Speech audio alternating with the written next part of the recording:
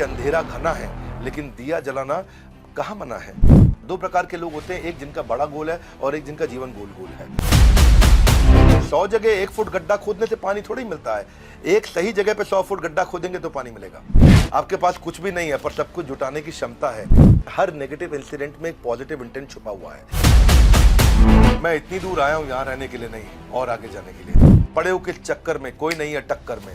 माना है कि अंधेरा घना है लेकिन दिया जलाना कहाँ मना है। हमारे साथ हैं आज one of the world's greatest influencer, motivational speaker, business coach, founder and CEO of Bada business, doctor Vivek Bindra.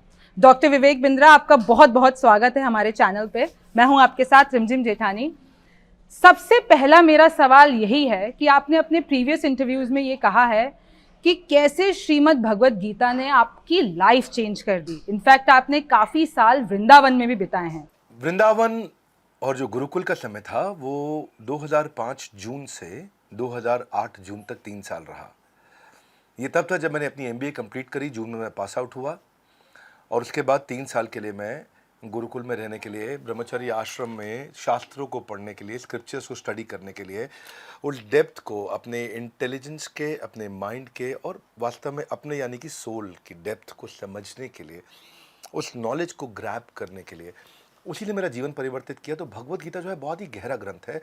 वहाँ पे ना जो है कृष्ण के माइंडसेट का एक्सेस मिलता है। हम ये क्यों कोट्स पढ़ते हैं इलॉन मस्क के, हम क्यों पढ़ते हैं कुछ और बड़े बड़े एंटरप्रेन्योर्स हैं दुनिया भर में जिनको हम पढ़ते हैं, सुनना चाहते हैं, क्योंकि हम देखना चाहते हैं वो कैसा सोचते हैं, वो कैसा कठिन परिस्थिति में उनकी क्या विचारधारा, उनकी फ़िलॉसफी क्या है। वो फ़िलॉसफी, वो विचारधारा मुझे कृष्ण की जाननी थी, जिन्होंने भगवत गीता को स्टीयर किया, अर्जुन के साथ में हम सबको वो ज्ञान दिया। तो शुरुआत वहीं से हुई थी। कुछ ही सालों के अंदर मैंने सारे शास्त्र पढ़े और फिर उसके बाद मुझे सेवा दिया गया कि मुझे उन पर कुछ कथा प्रवचन भी करना है। और आई थिंक उसी का कहीं ना कहीं एक वो इंडिकेट कर रहा है, आज वो नज़र आ रहा है, वो रिफ्लेक्ट कर रहा है मेरे इस बिज़नेस के अंदर भी। तो मेरा दूसरा सवाल ये है कि काफ़ी लोग अपना बिजनेस खोलना चाहते हैं। यंग पीपल वांट कि हम बड़े होके बिजनेसमैन बने, but they end up doing jobs. तो what do you think is the main reason behind this? देखिए, बिजनेस मॉडल और रेवेन्यू मॉडल को पहचानना बहुत जरूरी है। और उससे पहले जो मन से हार जाते हैं उनके लिए मैं 3 बातें कहूंगा। The inability to control their mind and emotion, second inability to take tough decisions in tough situations, third मुझे लगता है वो फेलियर को सक्सेस में कन्वर्ट करने की वो क्षमता, वो करेज नहीं रखते। एक एंटरप्रेन्योर होने के नाते मैंने अपने बिजनेस में करोड़ों रुपए का नुकसान भी देखा और करोड़ों रुपए का नफा भी देखा है। वो दोनों को देखते वक्त जब आप सेम मानसिक परिस्थिति के साथ में बिजनेस को ड्राइव करने की जो क्षमता है वो एक अच्छे एंटरप्रेन्योर के पास होती है। अगर आप कोई भी डिजायर जब आपके गोल स्टेटमेंट के बाहर होती है, जो कृष्ण का कहते हैं कि यही जगत की रीत है, यही कृष्ण का गीत है, मन के हारे हार है और मन के जीते जीत है, तो ये हम हमेशा सुनते हैं। तो मुझे ऐसा लगता है कि ये एबिलिटी बिल्ड करना कि वो टफ सिचुएशन के अंदर आगे बढ़ सके। See you never fail in life, it's if you ever failed in life simply means, या मैं इसको ऐसे कहूंगा, if you have never failed in life it simply means that you are playing way too safe. So the biggest risk in your life that you can take is by not taking any risk at all. तो ये job से बाहर निकल के क्योंकि job ना जो है, तनख्वाह जो है वो एक ड्रग की तरह है, वो ऐसा एक नशा है जो आपको हर बार 1 तारीख को, 30 तारीख को, 5 तारीख को, 7 तारीख को मिलता है। अच्छा, अब बात करते हैं बिजनेस स्ट्रैटेजीज की, जो कि ओवर द इयर्स काफी इवॉल्व हुई और बदली है। So what do you think is the major difference between पहले का दौर और आज का समय for startups and businesses? How it has changed? पिछले 10 साल में सब कुछ बदल गया है, दोबारा से कंप्लीटली चेंज हो गया। अब डिजिटल एंटरप्रेन्योरशिप है, फिजिकल एंटरप्रेन्योरशिप नहीं है। हाँ, अब देखो कुछ अच्छी एक बड़ी ऑर्गेनाइजेशन है, वो फ्रेंचाइज की कंसल्टिंग करती है, लोगों को फ्रेंचाइजी दिलाती है। वो कॉन्फ्रेंस हॉल्स में बुलाते थे लोगों को, बड़े बड़े मीटिंग्स करते थे। तो उसके चेयरमैन, मैं नाम नहीं लूंगा, मेरे साथ बैठे थे अभी 3-4 दिन पहले। और अब वो क्या बोले कि पहले हम किसी को एक फ्रेंचाइजी दिलाते थे कि आप इसका मिठाई का फ्रेंचाइजी ये खोल लेगा आपके साथ, या स्कूल का फ्रेंचाइजी, या किसी रेस्टोरेंट का फ्रेंचाइजी देते थे। तो बोले पहले हम उससे एक फ्रेंचाइजी दिलाने के बदले में उससे 1 लाख रुपए ले लेते थे, 2 लाख रुपया, 5 लाख रुपए ले लेते थे। बोले आज वही फ्रेंचाइजी उसको फेसबुक में 2 लाख रुपए की जगह 200 रुपए में मिल जाता है। फेसबुक पे ऐड लगाता है, उसको लीड मिल जाती है। ये डिजिटल एंटरप्रेन्योरशिप का समय बहुत तेज बदल चुका है। इस समय जो बदलाव है, उस बदलाव में जितना आप कंज्यूमर के नजदीक रहेंगे, जितना कस्टमर के नजदीक रहेंगे, so the creator and consumer has to stay close. जो प्रोडक्ट और सर्विस आप बना रहे हो और जो प्रोडक्ट और सर्विस को कंज्यूम कर रहा है, वो दोनों जितना नजदीक बैठेंगे, फीडबैक के माध्यम से डिजिटल एंटरप्रेन्योरशिप से आप स्केल करके दुनिया भर में आज पहुंच सकते हैं जो पहले नहीं पहुंच सकते थे। अच्छा, तो अब आज के वक्त की बात करें तो सोशल मीडिया कितना स्ट्रॉन्ग रोल प्ले कर रहा है और इसको बेस्ट वे पॉसिबल कैसे यूज किया जा सकता है? देखिए देवी जी, सबसे पहली चीज, आपका बड़ा अच्छा प्रश्न है ये। पहले बिजनेस था ट्रांजैक्शनल, किराने स्टोर का, माल दो पैसा लो। उसके बाद डिजिटल ट्रांजैक्शन का समय आया, D2C, India mart, just dial. उसके ऊंचा जो बिजनेस होता है उसको बोलते हैं यूटिलिटी बेस्ड बिजनेस, उसको बोलते हैं ओला, उबर, ओयो। उसके और ऊपर जाते हैं तो ई कॉमर्स का बिजनेस है, अमेजॉन, फ्लिपकार्ट, इनके बिजनेस बहुत बड़े हैं। इनसे भी ऊपर जाते हैं तो फिनटेक है, जो सबकी ट्रांजैक्शन को सेटल करता है, पेटीएम है, गूगल पे है, भारत पे है, ये पे, वो पे, मेरा पे, आपका पे। लेकिन सबसे ऊंचा जो बिजनेस दुनिया में माना जाता है, तो दुनिया के 10 सबसे बड़े अरबपति, उनमें से 5 एक्चुअली कंटेंट का बिजनेस कर रहे हैं। ध्यान से देखें, ये फेसबुक है, इंस्टाग्राम है, यूट्यूब है, ट्विटर है, लिंक्डइन है, कंटेंट साम्राज्य है। इसीलिए आपका प्रश्न था कि सोशल मीडिया कितना महत्वपूर्ण है। सोशल मीडिया महत्वपूर्ण नहीं है, सोशल मीडिया सब कुछ है। अच्छा, हम ये मार्केट और इनकम और बिजनेस की बात कर ही रहे हैं, तो हाल ही में एक मैं रील देख रही थी जिसमें एक बच्चे ने आपसे पूछा था कि 2 लाख को 2 करोड़ में कैसे मैं कर सकता हूँ। आपका क्या क्वेश्चन है? कितने साल का है भाई? 12 साल का। कुर्सी पे खड़े हो भाई। 4 पॉलिसी बेच ली और 2 लाख प्रीमियम कर चालू कर लिया। दिया, हाँ, हाँ। और उसमें से 1 लाख रुपए जितना, 50,000 रुपए जितना मैंने अर्न किया है। तो मैं ये क्वेश्चन है कि अभी वो 2 लाख को मैं 2 करोड़ कैसे करूं? अच्छा, That's outstanding, जोरदार। देखिए, पैसा बाद में डबल होगा, पहले माइंडसेट को डबल करना है आपको, पहले माइंडसेट को बिल्ड करना है। Wherever you focus your mind gets zoomed in. जिधर फोकस करेंगे वो बड़ा हो जाता है। मुद्दा ये है, एक ऑब्सेशन स्टेटमेंट होना चाहिए, नहीं तो आदमी चवन्नी लाल रह जाएगा, छोटे छोटे चवन्नियों में फंस जाता है। 2 प्रकार के लोग होते हैं, एक जिनका बड़ा गोल है और एक जिनका जीवन गोल गोल है। आपको पहले तो ये समझना होगा, अपने आप को पहले मेंटली प्रिपेयर करना है। हर नेगेटिव इंसिडेंट में एक पॉजिटिव इंटेंट छुपा हुआ है। हाँ, अगर आपको, if you want to double the rate of your growth, just triple the rate of your learnings. That's number 1। Brainwashing हो रही है आज सब जगह पे, जो आपने बोला कंटेंट की बात, ब्रेन वॉशिंग हो रही है, पर आपको चूज करना, आपको ब्रेन वॉशिंग करानी किससे है? आपको ब्रेन वॉशिंग तो होएगी ना, पर आपको चूज करना है। तो आप, ये 2 लाख को 2 करोड़ बात की बात है।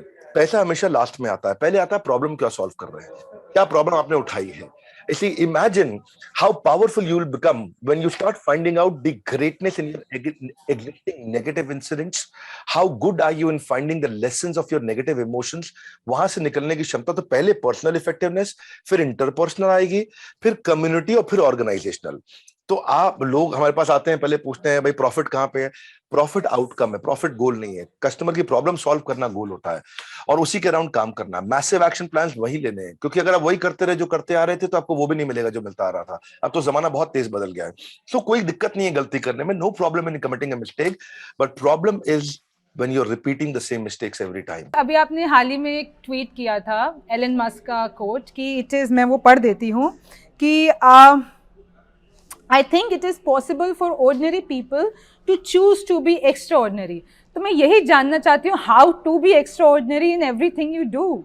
अगर आपको एक्स्ट्रा ऑर्डिनरी बनना है, नंबर 1 चीज क्या है इसके अंदर? नंबर 1 चीज, एक्स्ट्रा ऑर्डिनरी लोग वही बनते हैं जो हमेशा बहुत फोकस्ड रहते हैं। उनको लगता है कि जो मैंने वैल्यू क्रिएट करना है, वो देखो, शुरू में मुझे समझ में आ गया था एक बात कि जो काम मेरे को करना है ना, वो अपनी गली में, अपने मोहल्ले में नहीं, अपने शहर में नहीं, मेरे को सुपर स्पेशलिस्ट बनने का, भीड़ में नहीं रहना है। तो वो सुपर स्पेशलिस्ट बनने के लिए कितना वैल्यू आप क्रिएट कर पाते हैं, कितना तूफान डाल पाते हैं, छोटा छोटा। अब वो कहते हैं कि आज अगर सीढ़ी चढ़ के ऊपर जाऊंगा मैं 10 माले तक, तो आर्नोल्ड तो बन नहीं जाऊंगा। तो क्योंकि आज आर्नोल्ड नहीं बन जाऊंगा, तो इसलिए मैं चढ़ता ही नहीं। छोटे छोटे इंप्रूवमेंट्स उस एक्सीलेंस के अराउंड अपने करंट पोटेंशियल को बड़ा कर दो। अब मैं, आप और यहाँ मौजूद जितने व्यूअर्स, सबके पास बराबर पोटेंशियल है। समस्या क्या है? हमारा बिलीफ सिस्टम कमजोर है, वो हमारे पोटेंशियल को बाहर निकलने नहीं देता है। उस बिलीफ सिस्टम को खुद ही बड़ा कर सकता हूं मैं, और कोई नहीं करेगा। कैसे करूंगा? 2 चीजें करके करूंगा। ऐसे लोगों के साथ उठूंगा बैठूंगा जिसका बिलीफ सिस्टम मजबूत है, और दूसरा, मैं परिस्थिति से प्रभावित नहीं होऊंगा, मनस्थिति को बिल्ड करूंगा। ये 2 चीजें हो गई कि मेरे साथ कुछ बुरा हो रहा है, तो मेरी मनस्थिति कैसी है, परिस्थिति नहीं देखूंगा मैं कभी भी फोरग्राउंड नहीं देखूंगा, बैकग्राउंड देखूंगा, मैं कभी भी फ्रूट्स नहीं देखूंगा, मैं रूट्स देखूंगा। और दूसरा जो मैंने बताया, ऐसे लोगों के बीच में आपको भीड़ में फेंकना पड़ेगा अपने आप को जो एक्स्ट्राऑर्डिनरी है। तो एक्स्ट्राऑर्डिनरी की बात करें तो अभी 2020 में आपको पहला गिनीज रिकॉर्ड मिला था और इन 2 सालों में आपके पास 8 ऐसे टाइटल्स आ चुके हैं और उस टाइम पे कोविड क्राइसिस भी चल रहा था। तो ये समय आपके और आपके बिजनेस के लिए कैसा रहा? पहला वर्ल्ड रिकॉर्ड का अटेम्प्ट हमने करने से केवल 5 दिन पहले सोचा था, प्लान किया, इवेंट किया, वर्ल्ड रिकॉर्ड हो गया। फिर हमने सेल्स पे वर्ल्ड रिकॉर्ड बनाया। जब हम वेबिनार करते लाखों लोग आके देखते हैं। स्ट्रैटेजी पे बनाया, रिटेल पे बनाया, स्टार्टअप पे बनाया, लीडरशिप पे बनाया, हमने बहुत सारे सब्जेक्ट पे बनाए गए। कई टेक्नोलॉजी के चैलेंजेस आए क्योंकि घर पे बैठे थे सबके सब, इंटरनेट की बैंडविड्थ लिमिटेड थी, सब घर पे बैठ के काम कर रहे थे, लिमिटेड इंटरनेट था उन दिनों, बिल्कुल एक दूसरे के पास कुछ ट्रैवल करने के लिए भी नहीं था, बहुत दिक्कत आ रही थी उस समय। पर मुझे लगता है कोरोना ने हमारे को एक गिफ्ट दिया, वो गिफ्ट ऑफ टाइम। हमारे को टाइम बहुत मिला घर पे बैठ के, और टाइम मिला सोचने के लिए। लोग हमेशा बोलते थे समय नहीं है, समय नहीं है, समय नहीं है। कोविड में हमारे को वो समय मिला, हम सोच सके, और उस क्राइसिस को फिर हमने क्या किया, एडवर्सिटी को अपॉर्चुनिटी बनाया। लोग वहां स्ट्रांगली मेंटल हो रहे थे, हम मेंटली स्ट्रांग होते जा रहे थे। और आई थिंक फिर डिजिटल एंटरप्रेन्योरशिप भी है जिसको बहुत बड़ा वेव, बहुत जंप मिलता है। और आई थिंक फिर टेल विंड हमारे फेवर में थी, परिस्थितियां हमारे फेवर में थी, लोग घर बैठ के कंटेंट कंज्यूम करना चाहते थे। इसलिए हमने 8 अटेम्प्ट किए और 8 में वर्ल्ड रिकॉर्ड बना। पहले रशिया, चाइना, यूएस के पास ये वर्ल्ड रिकॉर्ड हुआ करते थे, ये सारे उठा के हम भारत में ले आए। अब ना आप टॉप सीईओज को भी एडवाइस देते हैं, सो वी आर क्यूरियस उनके क्या questions, they are already at a very high position, तो उनके मन में क्या सवालात रहते हैं आपसे? देखिए, चाहे कितने भी बड़े सीईओ क्यों ना हो, आज इस समय नंबर 1 चैलेंज सबको यही आता है कि अच्छा टैलेंट एक्वायर कैसे करें, अच्छा टैलेंट एंगेज कैसे करें, अच्छे टैलेंट को रिटेन कैसे करें। ये सबसे बड़ी समस्या है। दूसरा, कोई भी अच्छा सीईओ होता है वो हमेशा, आप देखते हैं ज्यादातर सीईओ 90, 95, 98% ऑपरेशंस में बिजी हो जाते हैं और ऑपरेशन से बाहर नहीं निकल पाते। जिसको साधारण भाषा में अगर देखोगे तो गल्ले पे बैठने वाला व्यापारी, उसके बिना काम नहीं चलता। आज भी मैं एक बड़े एंटरप्रेन्योर के साथ था, उसके कपड़ों के बहुत सारे शोरूम्स हैं इंडिया के अंदर, और उनकी सबसे बड़ी समस्या क्या है, उनके बिना काम नहीं होता है। तो आप, मेरी एब्सेंस में बिजनेस कंटिन्यूस कैसे ग्रो करेगा, ये बड़ा इंपॉर्टेंट प्रश्न है। इसमें 3 बातें हैं। मेरी एब्सेंस में बिजनेस ग्रो करे, कंटिन्यूस ग्रो करे, प्रॉफिटेबली ग्रो करे in my absence, sustainably, profitably growing in my absence. तो ये 4 बातें समझनी है। Sustainably, profitably growing in my absence. Sustainably मतलब लंबे समय तक, प्रॉफिटेबली मतलब पैसा बचना चाहिए, ग्रोइंग मतलब बढ़ना चाहिए, इन माय एब्सेंस मतलब मेरे बिना हो जाना चाहिए। इसी से ये सवाल आता है कि आपका वेंचर है बड़ा बिजनेस, सो इसके पीछे का concept and what you guys do. बड़ा बिजनेस का बड़ा सिंपल सा कॉन्सेप्ट है जी। हम चाहते हैं quality education at affordable price. हम लोगों को एंटरप्रेन्योरशिप सिखाना चाहते हैं। भागलपुर के गांव के बच्चे को बॉस्टन पहुंचाना चाहते हैं, पीलीभीत के बच्चे को हम पेरिस की टॉप यूनिवर्सिटी के बराबर कंपीट करने के लिए खड़ा करना चाहते हैं। आज एक अमीर व्यापारी का बच्चा विदेश में जाके पढ़ सकता है, लेकिन हमारे यहाँ पे गरीब आदमी का बच्चा नहीं पढ़ सकता। तो उनके कंधों को बराबर कैसे किया जाए, यही बड़ा बिजनेस का एक मिशन है। आज एमबीए कॉलेजेस की हालत खराब है, उनका वही स्टैग्नेंट सिलेबस है, वही पुराना मॉडल चल रहा है उनका। तो वो एमबीए कॉलेजेस जो कमी है, जो आज पास आउट होने के बाद में एजुकेशन लोन चुकाने का पैसा नहीं कमाएगा क्या बच्चा, उसकी जॉब नहीं लग रही है, अनएम्प्लॉयमेंट से ज्यादा बड़ी अंडर एम्प्लॉयमेंट बहुत बड़ी समस्या हो गई है। हमने एक एवरीथिंग अबाउट एंटरप्रेन्योरशिप एक कोर्स लॉन्च किया जिसको हम बोलते हैं फास्ट ट्रैक एमबीए, और उसमें सिखाने वाले मेरे साथ में बिलियनियर प्रोफेसर हैं जो अरबपति लोग हैं, वो आकर के सिखाते हैं जिन्होंने अपने बिजनेस को बड़ा किया है। मैं कोई नौकरी पे, तनख्वाह पे प्रोफेसर नहीं लेकर के आया, मैं उनको प्रोफेसर बनाया है जिनके पास रैग्स टू रिचेस की स्टोरी है और जिनके पास वो स्ट्रैटेजी है जो आकर के सिखाते हैं। तो हमारे प्रोफेसर बहुत पावरफुल है।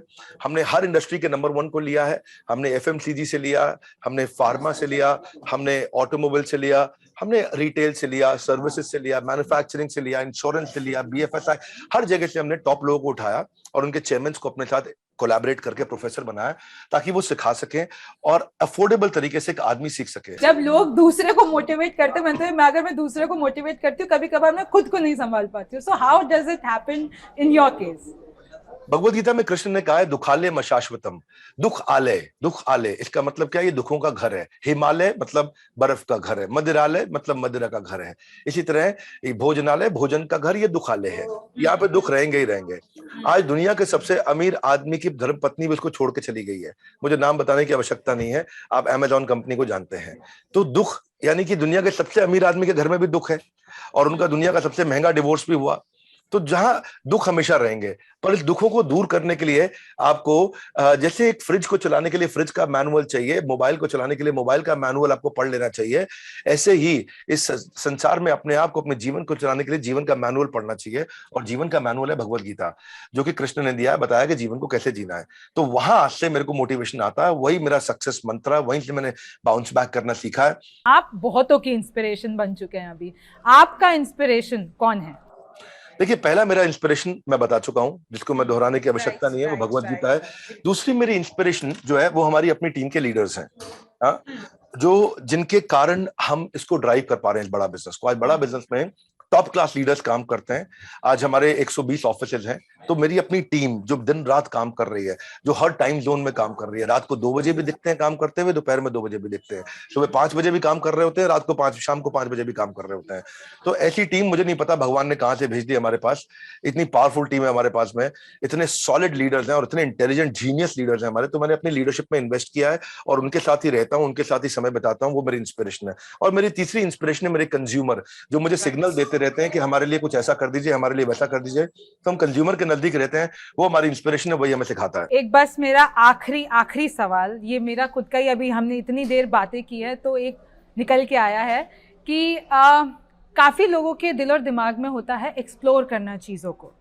उनके दिमाग में एक चीज़ वो नहीं सोच पाते, if I want to explore many things and then come to एक गोल नहीं हो पाता है, बहुत सारी चीज़ें करनी होती है। तो how to really deal with it, क्योंकि वो एक्सप्लोर करते करते, हर चीज़ में समय देते देते, you reach nowhere and you become maybe best in not everything.